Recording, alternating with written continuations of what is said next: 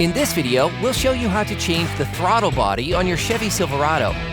You can find it on CarParts.com via the link in the description. Remove the air hoses.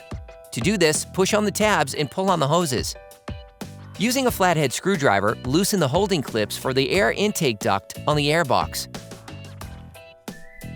Then remove the hose.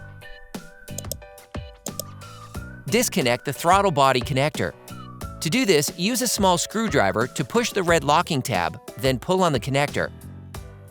Using a ratchet, an extender, and a 10mm socket, unscrew the 4 bolts that hold the throttle body in place.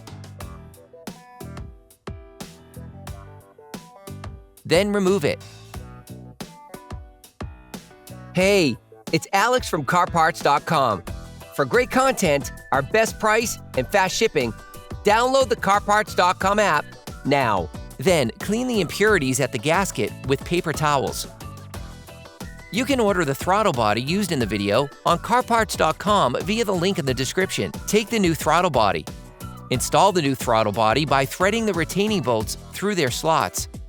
Start screwing by hand. Then with a socket wrench. Finish tightening using a torque wrench.